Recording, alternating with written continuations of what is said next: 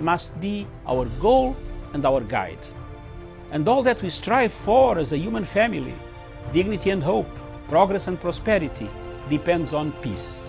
But peace depends on us.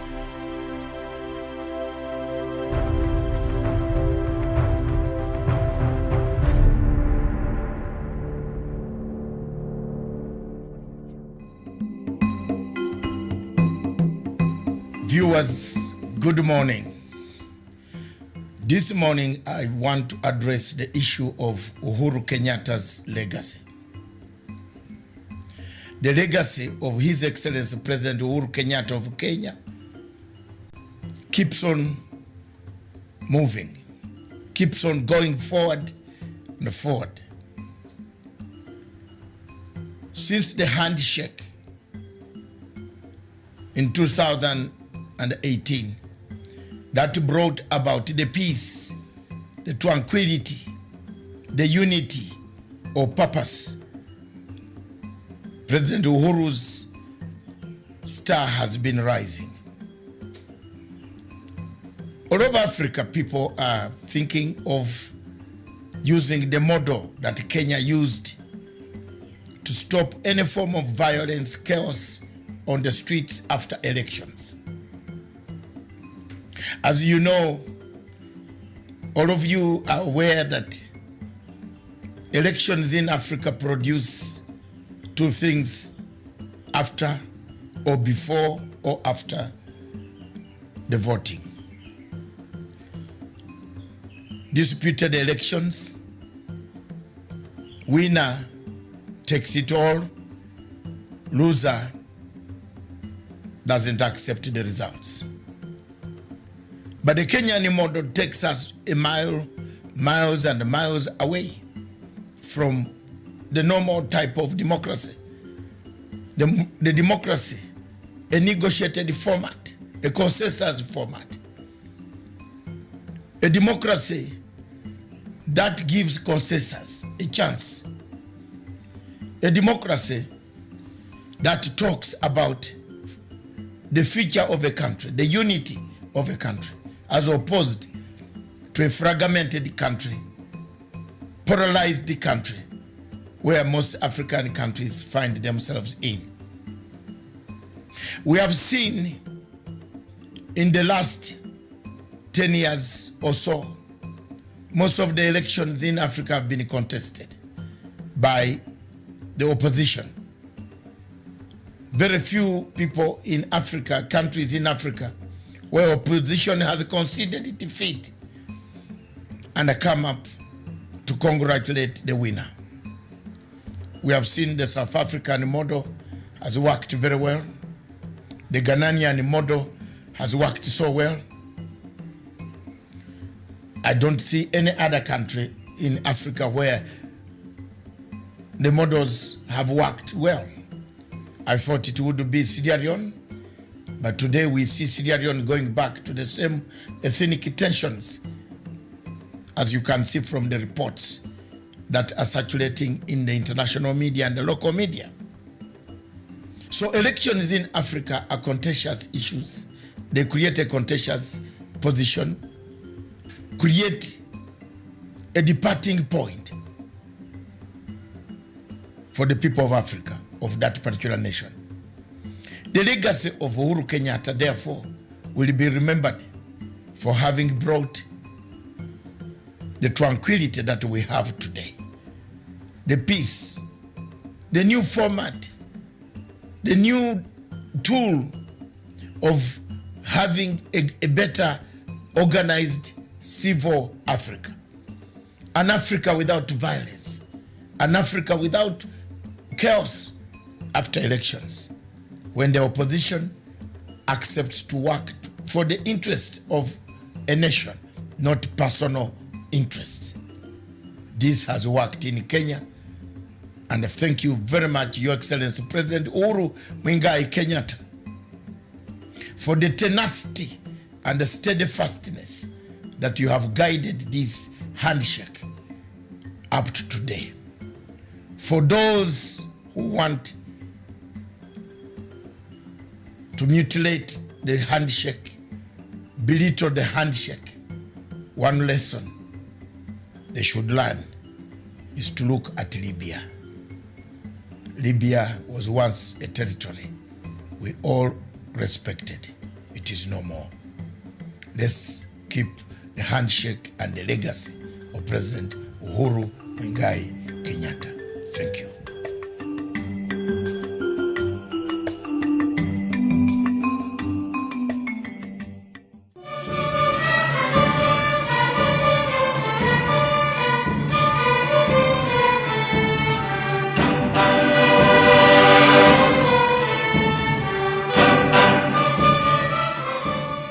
Launching the BBI Task Force report. Makofi.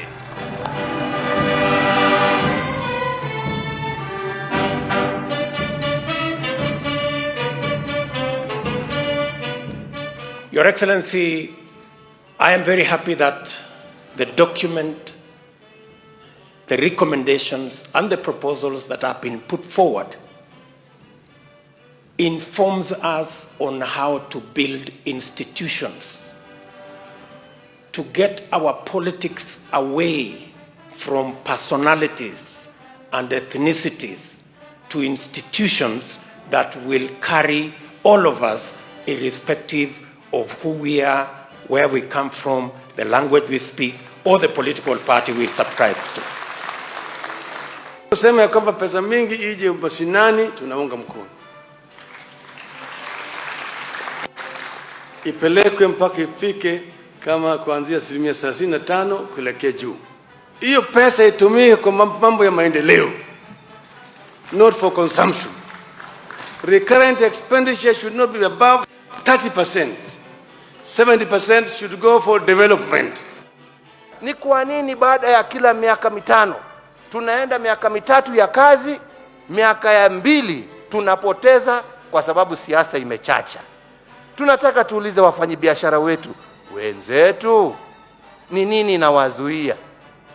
Ni nini tuwaweza kufanya ndio tuhakikishe ya kwamba biashara zenu hazisimami? We must have development plans that are 20 years plus if we are to resolve our problems, my brothers and sisters. Tunataka tuwapatie assurance ya kwamba wanaweza kupatia wananchi mikopo ya miaka 10, miaka 15, kwa sababu they have confidence ya kwamba Kenya will be stable and Kenya will always have leadership, whoever it is.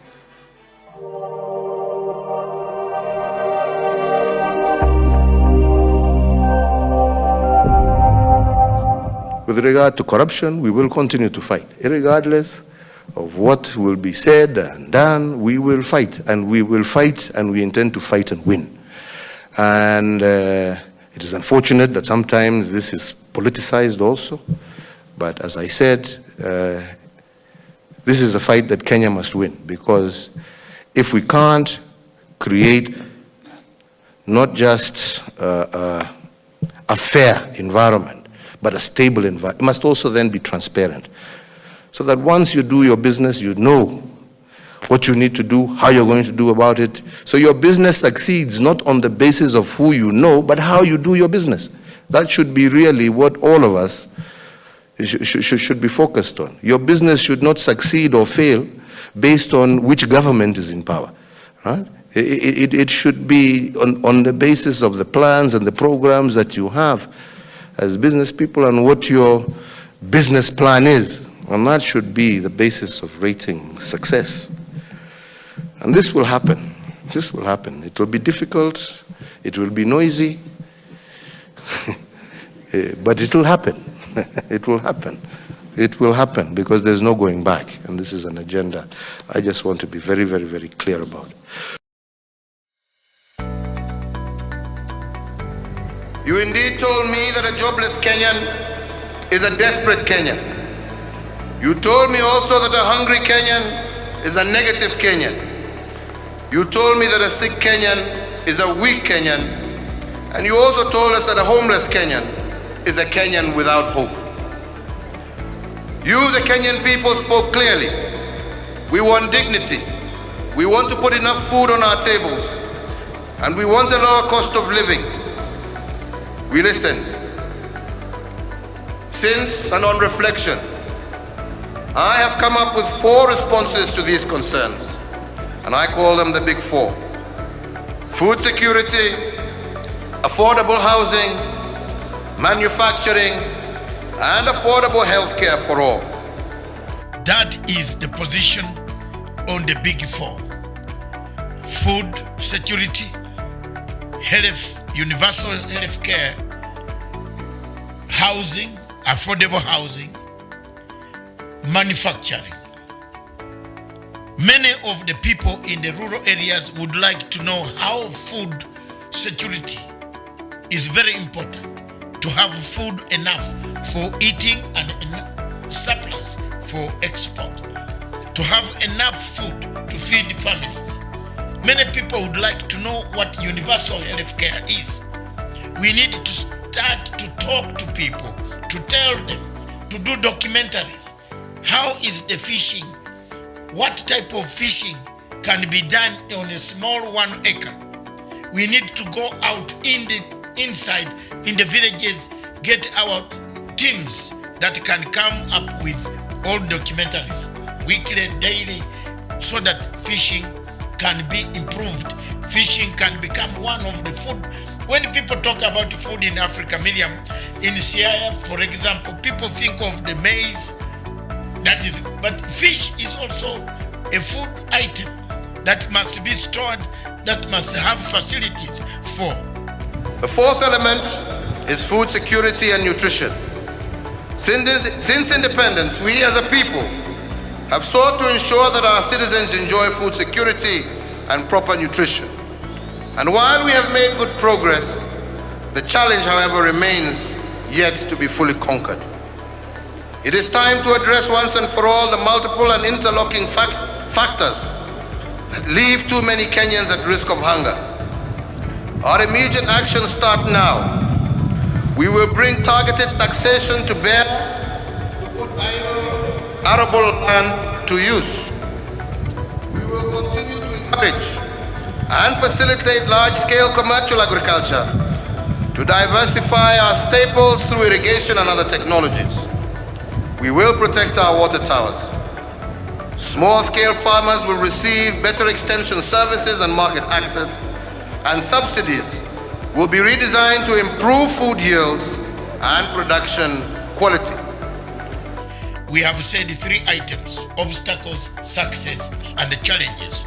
One of the obstacles is when the agenda was set out, there was quite a lot of politics that was involved. So time has come for us to remove politics from it and assure the people, the ordinary people, the ordinary mwananchi, citizen of Kenya, that if you have this, you can improve the food security. If you do this, you'll improve the healthcare system.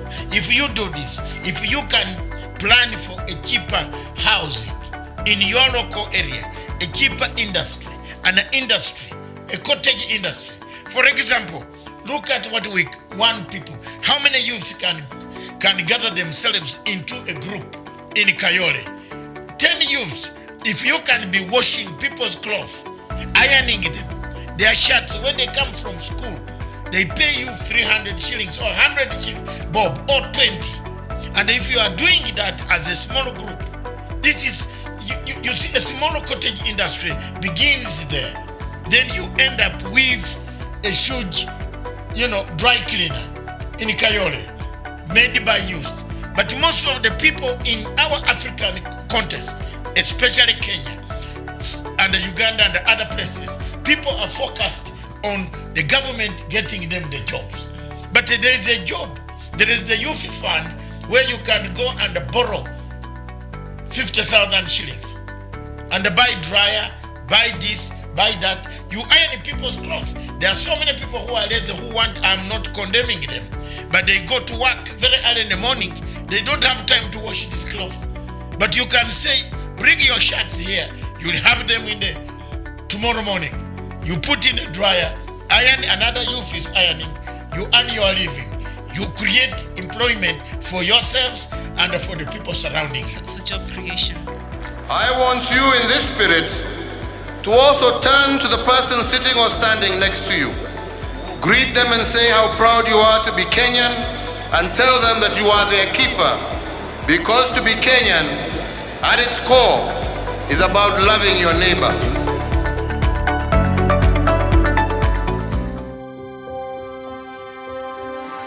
To enhance the progress made by the Integrated Population Registration System, my administration will complete a central master population database, which will be the authentic single source of truth on personal identity in Kenya, and this database will contain information on all Kenyan citizens, as well as foreign nationals residing in our republic. For each registration, the National Integrated Identity Management System, better referred to as NIMS, will generate a unique identification number that will be known as the Huduma number. The county commissioners will provide oversight and coordinate the execution of the Huduma number related activities in your respective counties.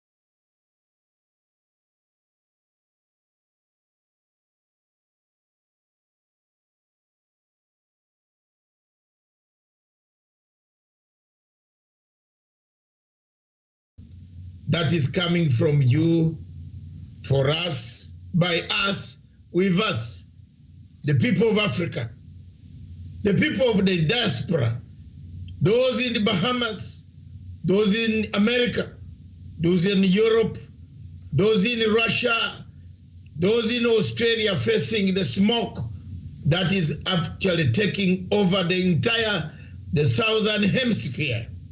Those in South Africa, Tripoli, Libya, the suffering in Libya, the suffering in Amazonia, the suffering in Biafra, the great land of the people of Nigeria, the suffering in the Central African Republic, the suffering in all parts of Africa, in Somalia, the terrorist attacks that kill people, those watching us right from wherever it is.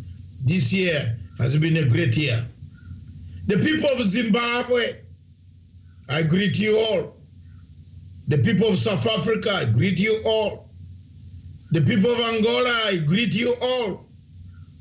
The people of Zambia, Mozambique, Mauritius, the Pan-African dream in Kuruma, left in Ghana, Accra, in the Freedom Square, the people of Egypt, the people of Addis Ababa, our headquarters of African Union, I greet you all. Thank you very much, viewers.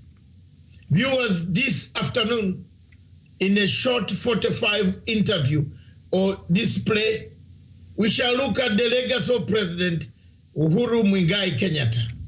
The Kenyans, wherever you are, stand up. And later on, we shall talk about African news. We find out in Tanzania, the mother of the detained journalist is dead.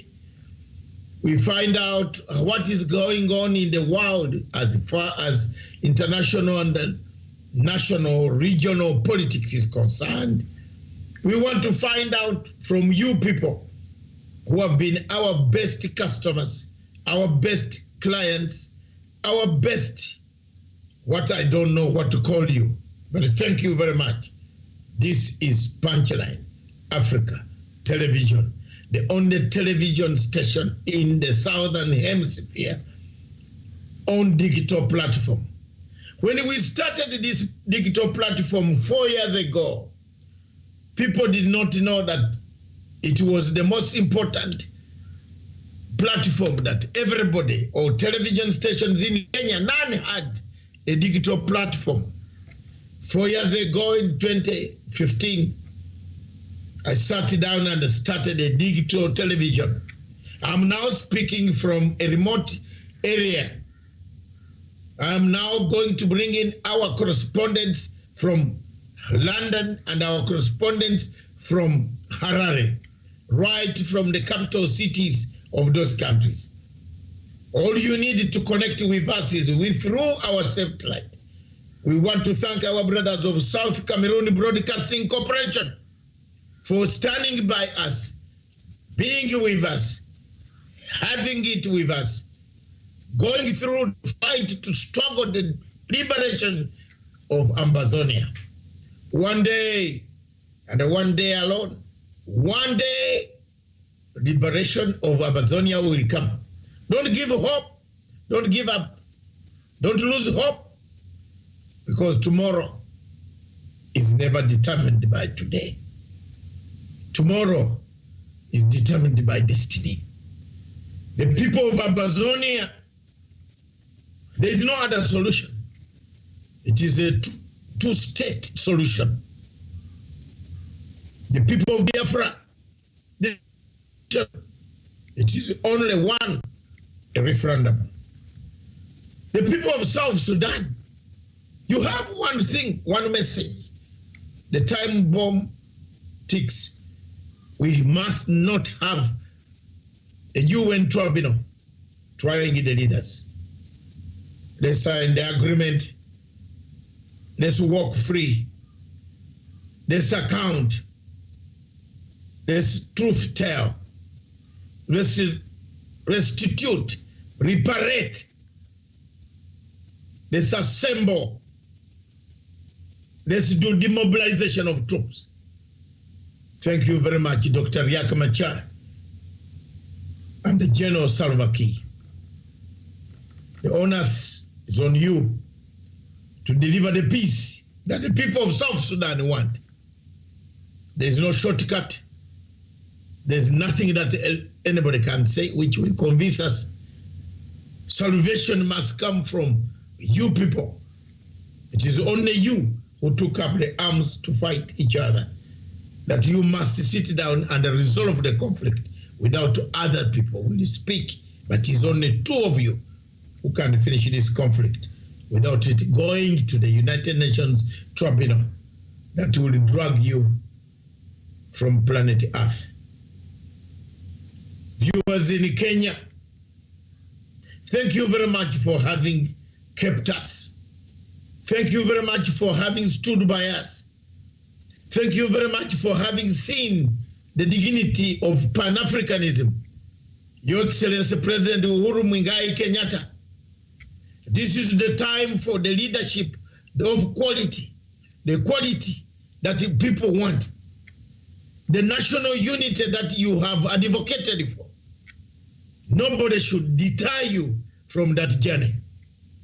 The journey of the handshake, the journey that delivered you to where you are today. But Kenya is no longer a place where people fight to destroy property, where elections bring us more hatred than joy of the winners, as a football match would be between Manchester and Liverpool, which is my team, would go home without fighting. We need that. Your Excellency, you have done a great job. The unity of purpose is coming. The dividends of unity of purpose stick there. Nobody should tell you anything. You have won. Almost 20 to 25% of Kenyans. You are the best leader that they have ever had. Oh yes. Pick it from there. Pick it from there, ye. Let there be strength. Let there be strength to encourage other African countries to make peace with their opponents. The BBI struggled, brought it, delivered. We are with it. A redemption strategy arises when you need reparation, reconciliation, truth, accountability, and restitution. BBI is not a political process. BBI is a redemption process, a healing process, a process where you look at your heart and review, reevaluate the fatigue that anger has brought to your heart. How many of us in Kenya would stand to evaluate the anger that we have received? We have seen since 1992 that every election in Kenya delivers dead bodies. The morticians become more. The tents grow around Cité Mortuary and other mortuaries scattered all over the country because of elections. Are we Africans ready for elections? Elections. If elections can bring us to die, does China hold elections? Does China hold elections? Look at China. It doesn't have members of parliament quarreling, insulting the president. Look at some other countries in South Africa. The same leader of majority insults the president. The party will recall you back. Do we have credibility within the parties to recall leaders who insult the leaders of the party and the president, belittle the president of the republic when you are a member of the same party? Viewers, these are views. These are views that make President Uhuru Kenyatta strong. Corruption has been fought. We want to thank the DCI, the DPP, the National Intelligence Services, the Army, the police, the Inspector General of Police, and all his department, Mr. Kinoti, Mr. Haji, Mr. Mtambai, and all institutions, the generals who have worked so hard to keep this country safe, both from economic crimes and from a security point of view. Our role, therefore, as the media and the fourth estate, is to make sure that we publicize the messages that the people of Africa want to hear. We make it very candidly clear that the legacy trend still remains the trend.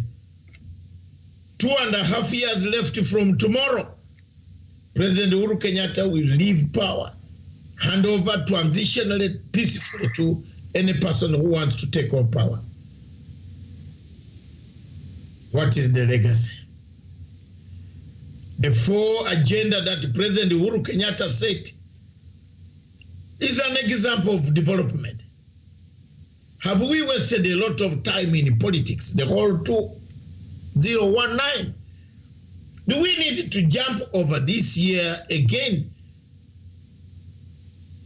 with politics, belittling the president? A whole leader of majority goes to Twitter to belittle the president of the Republic of Kenya. Whose leader, whose party sent him there? Because they think they have the money to buy the delegates, to manipulate the delegates. Time will tell.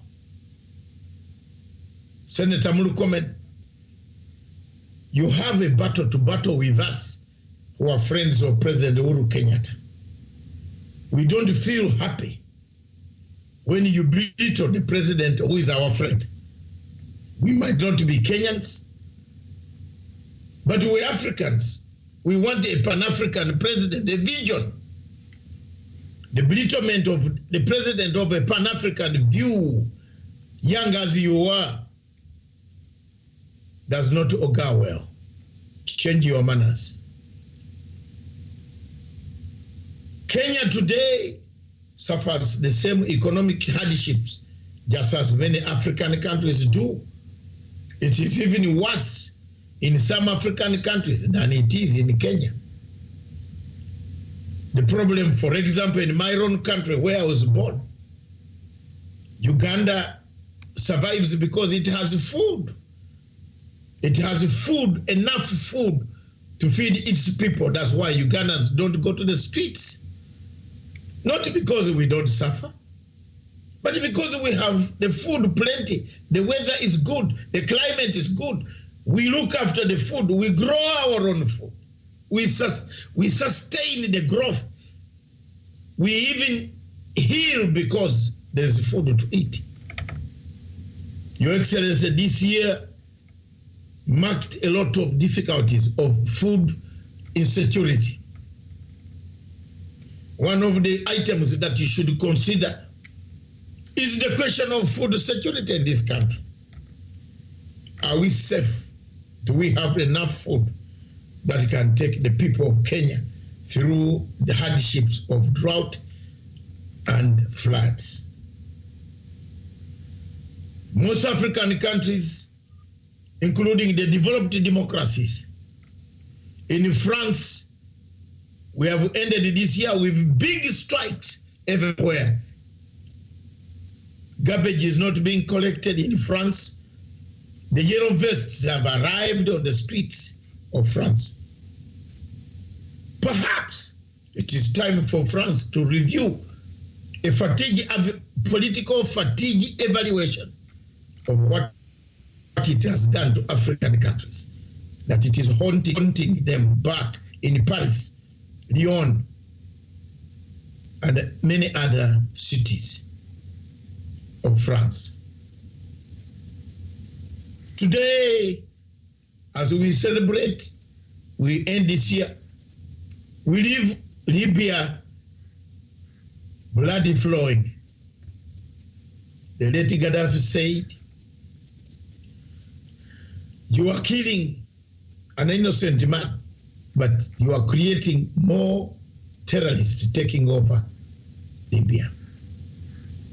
It is a sad story, therefore, for people to sit and watch what is happening in Libya. It's a tragedy. A tragedy in the sense that a country that had food, education, infrastructure, welfare, hospitals, medicine, has been reduced to a begging bowl of Africa. Do we have foreign policies that help Africa? The European foreign policies help Africa. I'm touching on all these things to bring you to perspective what Africa has gone through and what Kenya has gone through today. Agenda 4, universal health care. Your Excellency, that's very good. The pilot schemes are working. But pick up a bench, a group, a team to go and see what is in national health services of Kenya, of Britain. Britain is a country that has the best national health services in the world. How did they make it? Each location in Britain has a GP. Some of these doctors are treated diseases, no more temperature, no more vomiting, no more what, are treated within the GP area. That major hospitals, like the London School of Economics Hospital, London Hospital, London Bridge Hospital, Mayday Hospital, Sutton Hospital, Warwick Hospital, all these, Ealing Hospital, all these hospitals only treat emergency and very serious diseases. It gives the doctors time to research. Ealing Broadway Hospital, Tooting, in Dulwich, there's a hospital. All these are research hospitals because the patients of smaller diseases like vomiting, malaria, cough, and so on end up at the GP. Kenya needs to model itself on that line. Viewers, the legacy of President Uhuru Kenyatta remains one of the best legacies. The legacies that we can say we have had something. A handshake, the BBI. As I speak now, I've modified the best paper of the handshake theory by Raila Odinga and Uhuru Kenyatta. I've taken it and I've modeled it that Africa, somewhere, another African country is about to do the handshake. I want to thank President Emerson Mnangagwa. I want to thank the best of all the best of people that when you move towards a handshake, let's see from the point of BBI, let's look behind and see. I want us to go back to the studio and get the BBI, the inauguration. What does it mean for Africa? What does it mean for Kenya? Don't go away. Keep watching. Let's do it.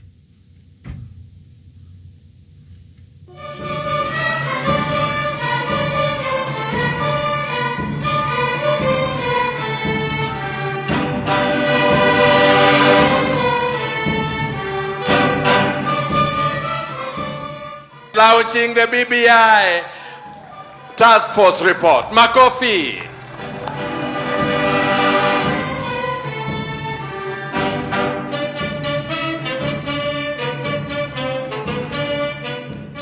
Your Excellency, I am very happy that the document the recommendations and the proposals that have been put forward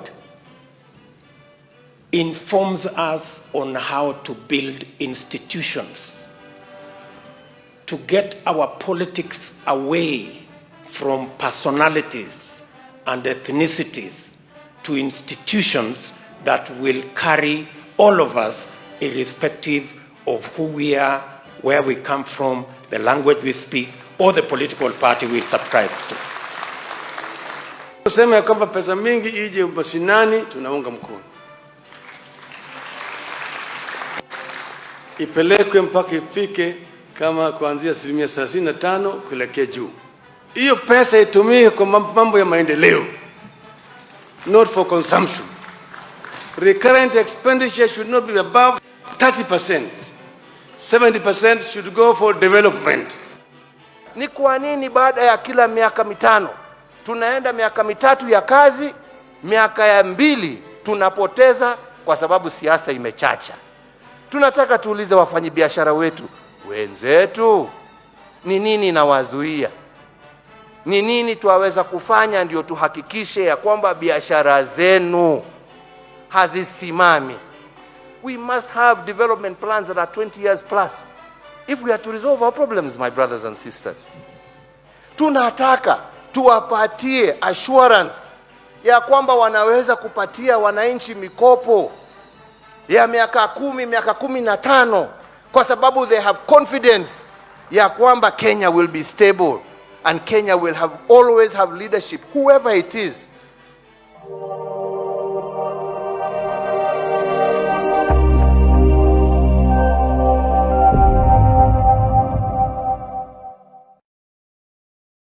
Thank you very much, viewers. That is the BBI inauguration by His Excellency President Uhuru Muigai Kenyatta.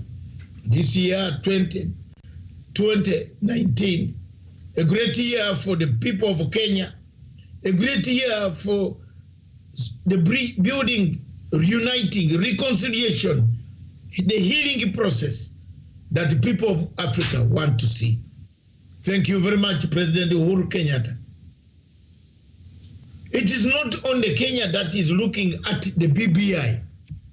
So many countries and institutions worldwide are looking for this BBI. They want to know what it is. The only standing thing that stands out in the BBI that I want, if I want to see is the elections. To fix elections. Can Kenya fix its elections? Everybody, everyone, child, any observer, any scholar, from London School of Economics, from Canterbury, from Oxford, from Harvard, there is only one thing that pains the people of Kenya. That is the elections. Elections. If you fix your elections, this country will be great. If you fix your elections, this country will be the best to increase more marks on the governance of this country. That not again should people go and fight because they have lost elections. And never again should people fight because election was stolen. When you look across Africa, you find very many countries are in the same limbo. In Malawi, in Maputo, Mozambique, the chairperson of the Mozambique Electoral Commission does not even know how many votes were cast. If you look elsewhere in Zimbabwe, Mr. Chamisa is very busy wanting to fight Emerson Mnangagwa because of elections.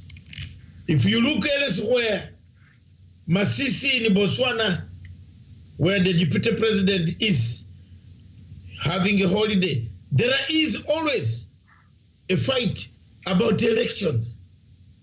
People are fighting about elections. Does Africa have a will to stand before, during, and after elections?